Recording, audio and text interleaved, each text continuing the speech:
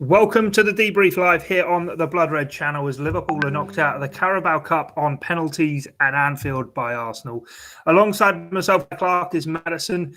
Matt, it was the same as last season between the sides in terms of it went to penalties. Different result, Liverpool went out this time, and we didn't get the 10 goals before it either. No, I think we used up all the goals in the mixture last, didn't we? Because I don't think anybody predicted it was going to be 0-0 tonight, but not really a great deal going on during the game. There was one or two bits that we're going to get into, but it was a fairly even game. I thought Liverpool just about edged it in terms of possession and in terms of looking them more likely to score, but there wasn't a great deal in it. And yeah, it wasn't the most exciting game, but probably not the best result for Liverpool fans either. But I suppose it does mean that I think that the next round, the quarter-final, was the week beginning the 21st of December. So it should be a quieter Christmas period if you are looking for a little silver lining for Jurgen Klopp and Liverpool. It does mean that during what is a busy time of the year, they'll have less to get think about. I'm sure if you offered the manager the choice, I'm sure he'd rather be in that next round. Yeah, I'm sure to Jurgen Klopp, as you say, he'd like to be in that next round, the competitive streak within him, but I don't think it will be all too much of a loss for Liverpool, having gone out at round 4 of the Carabao Cup. But anyway, let's get into the action. And before we get into the action, I think one of the biggest talking points that's been shown up from tonight was as soon as the team sheets dropped in, Mohamed Salah and Virgil van Dijk both starting for Liverpool, albeit Van Dijk, of course, did start at Lincoln City last week, but there was no Xherdan Shaqiri and no Ryan Brewster in the squad. Yeah, interesting decisions. Mohamed Salah, I think, was probably the biggest shock. Obviously, Van Dijk was as well, but as you say, he played a week ago at Lincoln, so maybe not quite as much. Obviously, most of the big players, Addison, Sadio Mane, players like that, nowhere to be seen for Liverpool tonight. Interesting that Mohamed Salah played. He didn't do a great deal in the game, to be honest. It wasn't his most exciting game, wasn't his most influential either. But I'd be interested to sort of hear Jurgen Klopp explain the sort of thinking behind that. Obviously this isn't the most important competition. Liverpool have got a big game against Aston Villa at the weekend, and then of course the international break. The only thing I can think is that I don't think Egypt have got any games during that international break. So I suppose for Mohamed Salah, it's not quite as important to get the rest in between now and then, because he will have a week or so during those internationals where he'll still be at Liverpool. I suppose that kind of explains that to a certain extent. Anyway, it was still a little bit of a risk, though. You wouldn't have wanted to see him get injured or anything like that. And I suppose, as you say, Xherdan Shaqiri, the other big talking point from tonight, nowhere to be seen, not on the bench. And Ian Doyle reporting from Anfield saying that there is a couple of teams, one potentially in Italy, who are interested in signing, and that's why he wasn't involved tonight. So obviously no risk taken. Liverpool didn't want him to play and then get injured and scupper the chances of that move. So it looks like Xherdan Shaqiri could be on his way. Liverpool valuing him at this moment in time around £20 million. So be interesting to sort of see who has come to the table with that sort of in terms of clubs in Italy. We're not too sure at this stage who it is, but that is a significant amount of money. You wouldn't be 100% sure who that would be. And then the other one potentially could be a Premier team, possibly. I think there'd be a few teams who'd certainly take him. You look at the performance that he put in against Lincoln last week, the free kick in particular, but just his general play, the way that he dictated the ball from the centre of the pitch, was really impressive. And it would be a bit of a shame, I think, for Liverpool to lose him just as he gets back into that form, having been so frustrated with injuries over the last 12 months or so, to then see him produce, something close to his best again, only to then sell him. I think, that would be a little bit of a frustration, I think, for Liverpool fans. Yeah, so Xherdan Shaqiri's future then perhaps somewhat uncertain. One man who, of course, isn't is Diogo Jota, who got his first start for Liverpool tonight, and have to say, throughout the course of the action, he looked lively and he looked like a player who'd been at Liverpool far longer than a couple of weeks.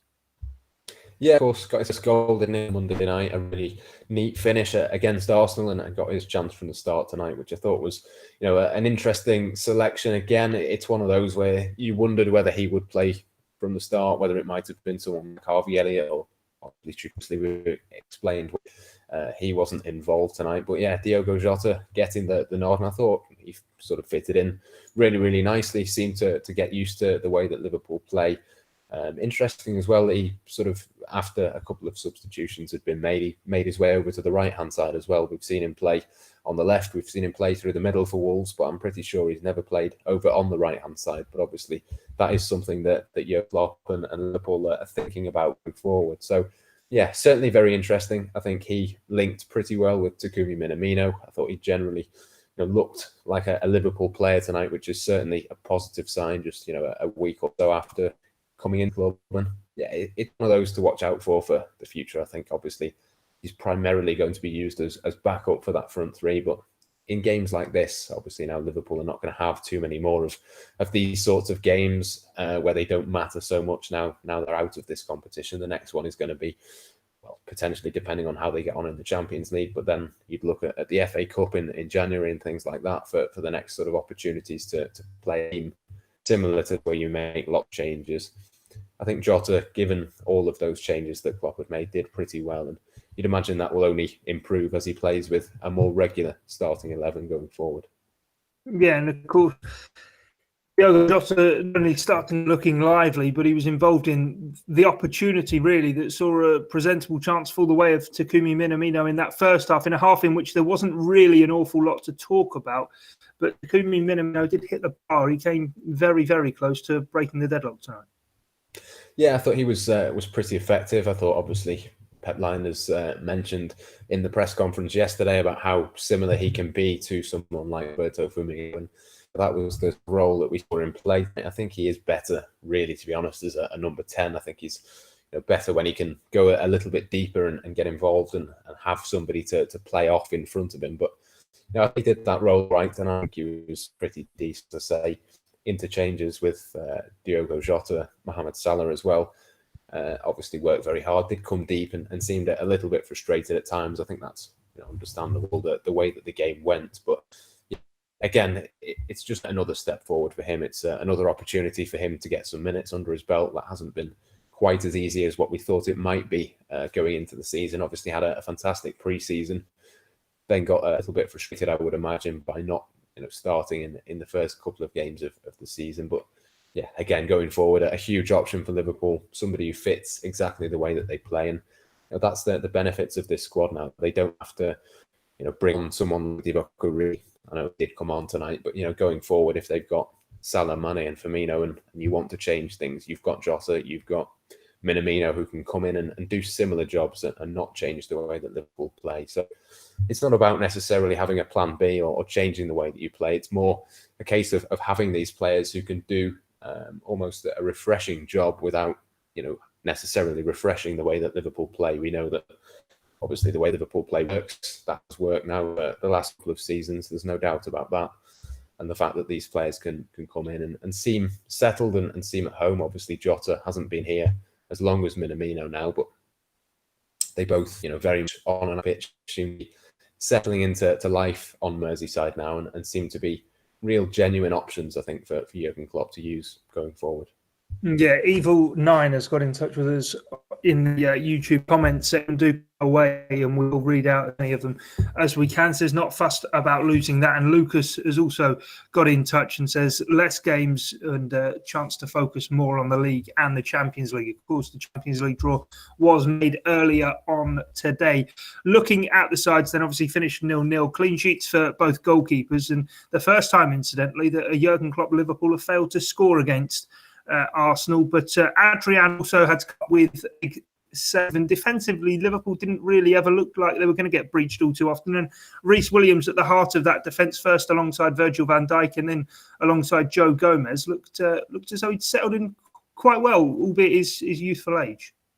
Yeah, obviously, the 0-0 scoreline sort of shows really the sort of game that it was. There wasn't a huge amount of chances, but I think that was partly to do with Van Dijk and William, the heart of Liverpool's defence, and a couple of decent saves during the 90 minutes from Adrian. I don't think he had the best penalty shootout. Probably should have done a little bit better with 1 or 2 of those penalties, but certainly in the actual game itself, I thought Williams slot in and really, really well. I thought he looked a much better player than I've probably ever seen him before, to be honest, against a very, very good Arsenal team. You'd imagine, going forward that Williams now has given Jurgen Klopp something to think about. Obviously spent last season on loan at Kidderminster, now has obviously moved into the position of Liverpool and the Premier League champions, and being in a squad which is, at such a high level, it's difficult to see he gets consistent minutes, but it's one of those performances tonight where I think it really sort of showed how much progress he's made, because we've sort of seen people say how well he's done at Kidderminster, and Kidderminster's manager last season compared him to Virgil van Dijk and things like that. But until you actually put him into a Liverpool team and see what he does against a top-class opponent, it's very, very difficult to assess him. But he did very well against Lincoln. I was surprised a little bit that he started tonight. I thought Sepp Vandenberg might have been in the reckoning for that. Obviously, the reason for Vandenberg not playing is that he may well be going out on loan. He played, of course, on Tuesday against Tranmere. So William going forward, there's not going to be loads of opportunities for him. Obviously, Gomez back job there as well. And then, obviously, you've got Van Dijk to put into the equation, and Joel Matip as well. So enough options, I think, for Liverpool, and Williams. Williams impressed, but again, I think it's probably a decent idea for him, now that Liverpool are out of this competition in particular, go out and another loan, potentially, a League One team, perhaps, another step up, and just that bridge really between Kidderminster and Liverpool is obviously a huge difference between those two teams. Yeah, one man who's been trying to bridge that gap between League One, League Two, and Liverpool and their level is a man who got his Liverpool debut tonight. His first start for Liverpool, not his debut, but his first start for the Reds. His penalty miss in sudden death, unfortunately, and hopefully for him, a defining moment of his Liverpool career. But Harry Wilson, of course, has been a man who's been spoken about through the course of the transfer window. Burnley believed to be interested in his services. Wanted to ask you before we go about both him and also Marko Grujic, who we weren't all too sure if he was going to feature in the midfield, but he played well tonight. Yeah, Wilson, to come to him first, I thought it was an interesting decision. It was a surprise, as you say, to see him in starting 11. Playing in midfield as well, a position that we've seen him play too often, but it was kind of the same sort of role that Xherdan Shaqiri played a week or so ago. It was kind of a direct replacement for him, I think. And yeah, his first Liverpool start, when I read early on, it was a slight surprise he hadn't started for Liverpool. Seems to have been around for a long time. I remember seeing him when he was about 17 or 18 for Liverpool's under-23s, and he had a season where he scored something like 32 goals from England. He looked like he was going to make the grade at Liverpool. I think tonight showed, the reason why he hasn't quite managed to do that. I think he was okay, but he's, obviously going to find it very, very difficult to get into a Liverpool team on a consistent basis anyway. So, yeah, it was a slight surprise that he was chosen. I think it's interesting as well that he was chosen, given there is a little bit of interest in him. Liverpool are open to letting him. I wondered, when I saw the team, was it, a case of him being given an opportunity, given the fact he's never started for Liverpool before. He's a Liverpool fan. He's been at Liverpool for a long, long time. I think since, he's been in the academy maybe for 8 or 9 years. Is it too much to suggest? Possibly it was almost a sentimental thing for him. Was it a last appearance at Anfield, that sort of thing? Potentially, I'm not too sure. But be interesting to see what happens. If Burnley do firm up their interest and do put the money on the table, I think that would be a decent move for him, because he is very much a Premier League player now, but not quite, I don't think, ready to come in and play for Liverpool. Marko Grujic, to go on to him as well, it's a similar-ish situation for him. I thought he was really good tonight. He really impressed me. I think obviously the height that he brings in that midfield, he was winning plenty of headers from corners and that sort of thing. We know how technically gifted and how good he is. He's shown it now for 2 consecutive seasons on loan at Hertha Berlin. It was just a case really of him as well, almost too little too late, if you like. It was a really good performance, but realistically, he's probably Liverpool's 9th choice midfielder when everyone's fit. I think possibly the only reason he played tonight was because Milner had to slot in at left back because Kostas Tsimikas was injured. It's just a case again of if the right move comes up, if the right is able for Liverpool. Again, I just think it makes a great deal of sense for him to move on, because as good as he was tonight, he, for me, walks into, the majority of Premier League teams, and somebody who is good, I don't think really should be, sticking around and not even getting on Liverpool's bench, for the majority of weeks. So, yeah, it's a difficult situation for Wilson and Grujic. I think a few years ago, they would have been, squad members for Liverpool. I don't think there's any doubt about that. Certainly when Jurgen Klopp first arrived at the club, you look at some of the players who were on the bench at that time, they both would have been able to get opportunities if they were at the level they are now back then. But since then, Liverpool have just moved on a little bit too much, I think, for them too. And yeah, I think that the time is right for them both to leave, but it's going to be interesting to see what happens.